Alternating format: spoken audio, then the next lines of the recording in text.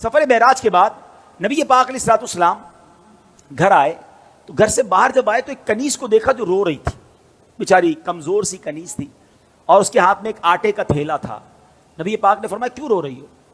کہتی حضور میں فلاں غیر مسلم کی کنیز ہوں، میرے مالک نے مجھے چکی میں آٹا پسوانے کے لیے بھیجا، میں بیمار ہوں، چل بھی نہیں پاتی ہوں، اب مجھے دیر ہو گئی ہے، مجھے ڈر ہے کہ اب میں یہ آٹا لے کر لیٹ پہنچوں گی نا تو مجھے بہت ڈانٹے گا، مجھے سزا دے گا۔ بیچاری چل بھی نہیں پا رہی تھی۔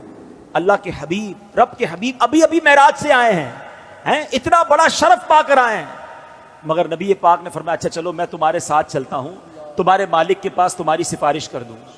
نبی پاک نے اس کنیز کا آٹے کا تھیلا اٹھا لیا، تھوڑی سی دیر رکتا ہوں، مجھے اور آپ کو کوئی بڑا مقام مل جائے تو اب غریب تو گئے نا، ان سے ملنے کی کیا ضرورت ہے؟ بھائی میرے تو تعلقات کدھر ہیں، میں تو فلاں پروگرام میں جاتا ہوں، مجھے تو ادھر بٹھایا جاتا ہے، میرا تعلق بڑے لوگوں سے، اب پرانے دوست غریب رشتہ دار ان کا کیا کرنا ہے؟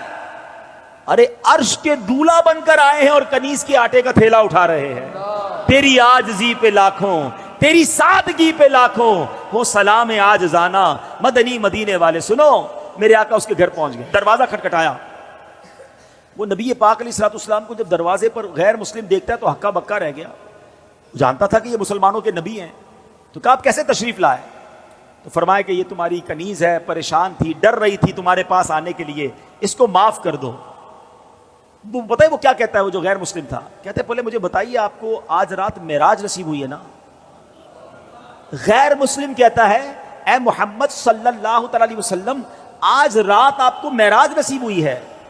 نبی پاک نے فرمایا ہاں ہے۔ سنو، وہ اندر گیا، واپس آیا، اس کے ہاتھ میں تورات شریف یا انجیل مقدس آسمانی کتاب تھی، اور وہ کہتا ہے یہ دیکھیے اس میں نبی آخر الزماں کی یہ نشانی لکھی ہوئی ہے کہ وہ نبی جو آخری نبی ہوں گے، جب ان کو جس رات معراج ہوگی اس رات کی صبح وہ ایک کنیز کے آٹے کا تھیلا اٹھا کر کسی غیر مسلم کے دروازے پر جائیں گے۔ حضور آپ میرے دروازے پر آئے ہیں، میں کلمہ پڑھ کر مسلمان ہوتا ہوں۔ سبحان اللہ، یہ اللہ اکبر۔